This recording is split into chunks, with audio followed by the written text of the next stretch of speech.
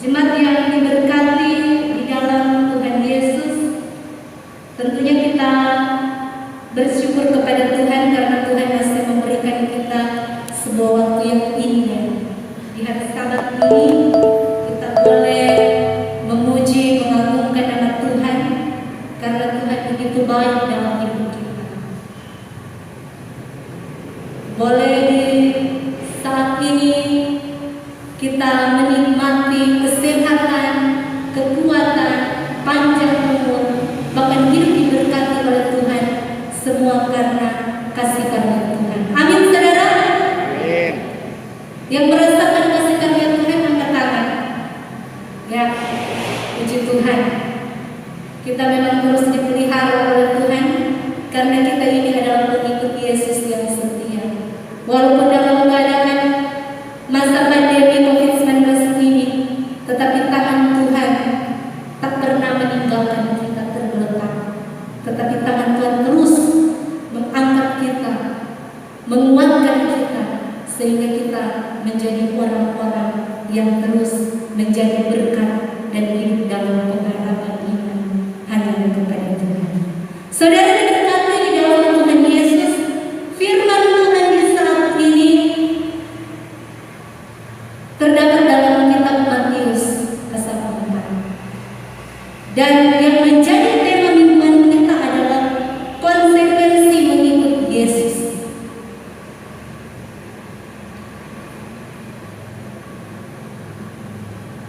Kehadiran Yesus di Galilea memberikan dampak perubahan bagi orang-orang pada waktu itu. Ada orang yang bersedia jadi pengikut Tuhan Yesus. Saat dia sedang berjalan menyusur danau Galilea, terjadilah pertemuan dan pemanggilan Simon yang kita baca saat ini, Andreas, Yakobus, dan Yohanes. Di tepi danau itulah Yesus memilih dan memanggil murid-murid. Saudara yang berkati di dalam Tuhan, ada beberapa poin yang perlu kita belajar dari kebenaran firman Tuhan di saat ini. Yang pertama adalah, poin pertama adalah panggilan mengikut Yesus. Ketika Yesus memanggil muridnya di tepi danau Galilea, yaitu Petrus dan Andreas dan juga dikatakan Yakobus, mereka langsung merespon panggilan Yesus dalam ayat 19. Karena di situ Tuhan Yesus berkata kepada mereka, "Mari ikutlah aku." Kalau dalam bahasa orang, "Manjo ikutlah kita." Kita mengkasebeti moni jadi penjala manusia dan jadi penjala ikan. Puji Tuhan, ada keselamatan, ada kemuliaan. Jadi mari ikutlah kita. Kita beki moni jadi penjala manusia. Sikap dari murid Yesus ini, saudara, adalah sikap yang setuju, karena mereka ketika dipanggil merespon. Ada orang panggil, kadang-kadang ada dua. Ada orang ketika dipanggil ada langsung menjawab, ada yang tak pikir-pikir, atau mungkin ada panggilan apa dia. Terkadang orang bilang, "Oh, mungkin dia ada pada yang ada pakai panggil." Tetapi saudara, berbeda dengan murid Yesus. Ketika mereka dipanggil oleh Yesus untuk mengikut Dia, mereka langsung merespon iman mereka. Mereka langsung taat pada panggilan Tuhan. Dan sikap inilah yang harus kita angkat jempol bagi para murid ini. Karena dorang patut diteladani. Amin, saudara. Amin. Dan sikap ini juga yang mau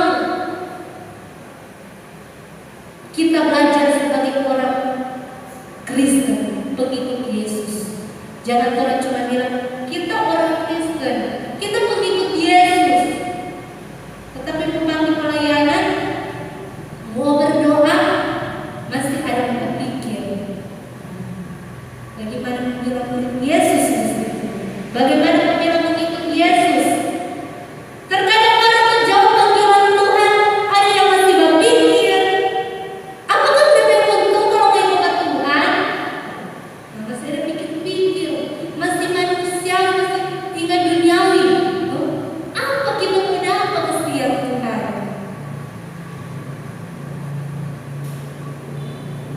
Kalau kita mau jadi pelayan, Tuhan kita mau dapat apa? Atau ada juga yang merespon, tunggu dulu. Tuhan tak tunggu-tunggu saudara. Tuhan cuma satu kali panggil, yang tunggu-tunggu 4 orang. Jadi kalau Tuhan telah memanggil, memilih kita, jangan orang tolak. Bahkan juga ada yang beralasan, Tuhan kita ini masih muda, kita belum setia. Atau juga ada yang beralasan, kita tidak pandai bicara, tidak pasti. Tetapi juga ada juga yang beralasan untuk menolak panggilan Tuhan. Kita nggak ada sibuk banget sampai kerja. Kalau kita ada di pelayanan, no, kita mau bikin bagaimana lagi?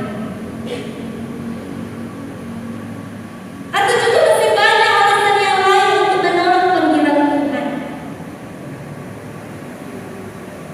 Tuhan, kalau kita mengikut Tuhan, bagaimana dengan keluarga? Saudara didekati di dalam Tuhan Yesus, banyak hal yang manusia katakan untuk menolak panggilan Tuhan. Saudara-saudara, ingatlah, mengikut Yesus tidak perlu banyak alasan, atau satu alasan atau banyak. Tuhan yang memberikan itu. Mengikut Yesus tidak perlu alasan, karena yang akan bekerja, yang akan menuntun kita adalah Tuhan Yesus sendiri. Jadi saudara, orang mengikut Tuhan Yesus namanya mengikut. Berarti Tuhan Yesus ada di depan saudara.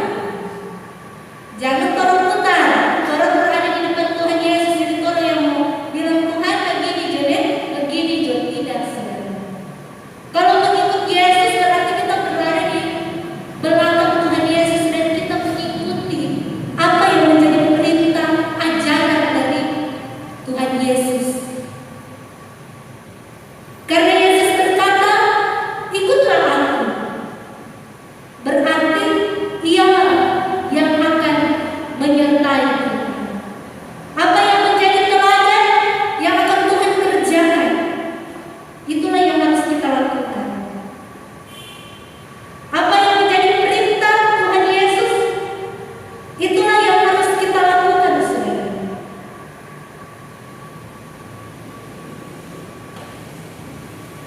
Kalau orang tidak bisa mengikut sesuai dengan kepimpinan hati, tetapi melayani Tuhan, mengikut Yesus, harus mengikuti kehendak dari Bapa di surga. Kalau orang ikut orang berkeinginan, kita mau pelayanan di sana, ke orang sana bagaimana suka kita. Ini cuma contoh, tidak ada di sini, cuma ada di luar. Oh, ini cuma contoh. Ke orang sana mau begini, pada mau ikut, kita ada mau melayani dia.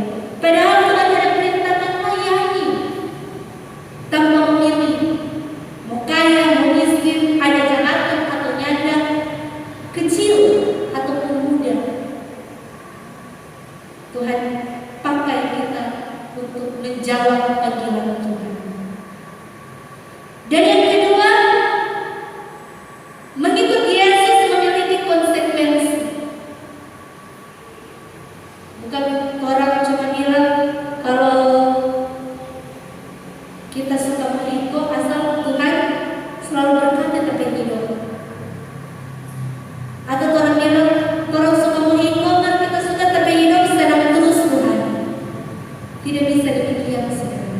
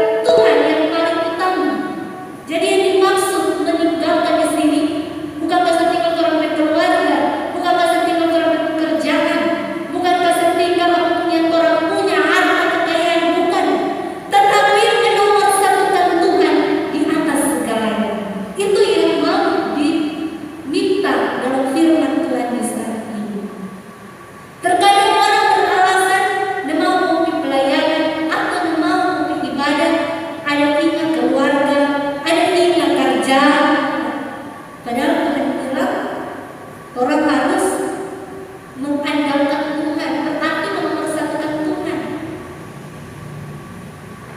Jadi apapun yang kita miliki itu cuma sesaat, saudara. Itu milik Tuhan, saudara. Suami kita, anak-anak kita, istri kita, keluarga kita, pekerjaan kita itu milik Tuhan. Tuhan yang berikan kepada kita. Dan Tuhan meminta kita agar kita menomorsatukan Tuhan, memprioritaskan Tuhan di atas segala-galanya, agar supaya nama Tuhan dimuliakan lewat pelayanan kita, banyak jiwa yang diselamatkan. Amin, saudara. Amin. Bahkan juga terkadang sebagai jemaat Tuhan, kali orang karena sobimo ada cari doi kasihan, ada kumpul doi, ini lupa beribadah, lupa berdoa, lupa baca Alkitab bersama dengan keluarga. Itu yang harus kita lakukan, saudara-saudara percaya, agar dari iman kita semakin bertumbuh. Bagaimana mau bertumbuh itu iman?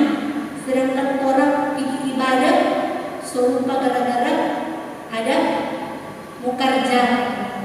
Bayangkan kalau kerja dari pagi sampai pulang pagi lagi. Saudara, itu berkat menentukan. Saudara, berkat itu berasal dari Tuhan. Bukan berarti memilih sama kerja salah. Orang bekerja, tetapi ketika orang mengingat, oh ini hari Sabat Tuhan, orang mesti beribadah, datang bersyukur pada Tuhan, Tuhan masih kasih kita kesehatan, datang bersyukur kepada Tuhan karena Tuhan kasih umur panjang, datang bersyukur kepada Tuhan karena Tuhan baik, kasih berkat.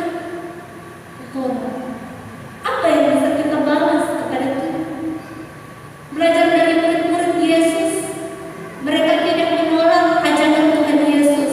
Boleh saja mereka menolak, bilang, kita sebentar kerja, tetapi tidak, saudara. Mereka setia dan taat pada panggilan Tuhan.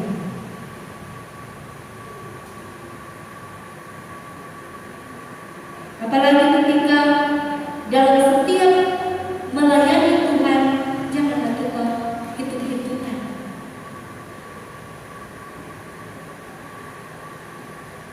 Dan firman Tuhan juga berkata dalam Matius 6 ayat 33. Kenapa Tuhan mesti ingat Tuhan, saudara?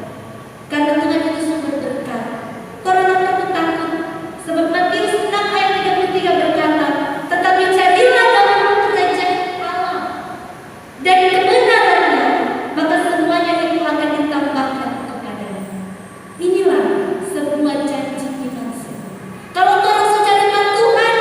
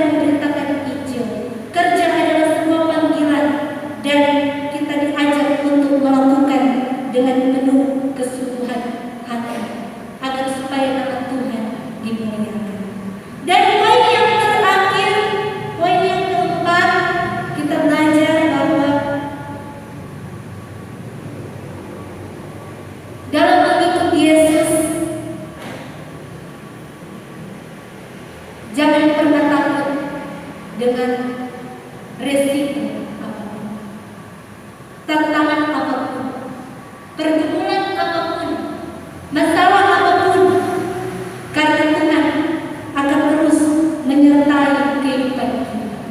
Orang tidak berjalan sendiri, tapi orang berjalan dengan Tuhan. Anda cuma berjalan dengan orang kaya, orang sudah sendiri hebat kan? Yang takut ya. Tapi teman ini sahabat ini orang kaya dia. Pokoknya cuma mau minta aja langsung kirim kamar dicontoh.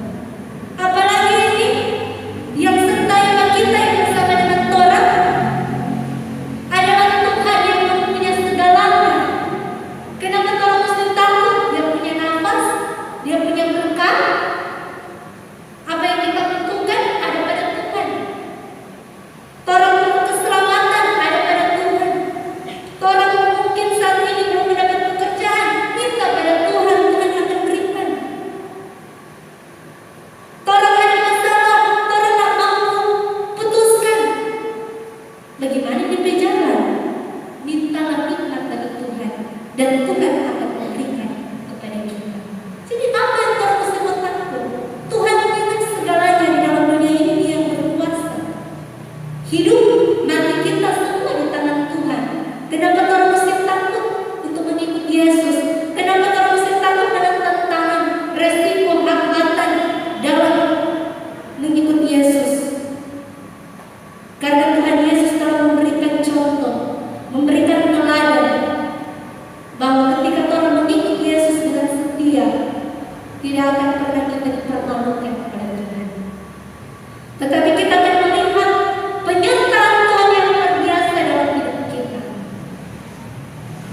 Seperti yang diungkapkan dalam sebuah lagu, tak pernah Tuhan janji, yang akan menutup khotbah kita di saat ini, menjadi sebuah perenungan bagi kita sebagai orang percaya bahwa Tuhan tak pernah janji kepada orang yang ada masalah dalam hidup ini. Kalau mengikut Tuhan, tidak ada pergumulan.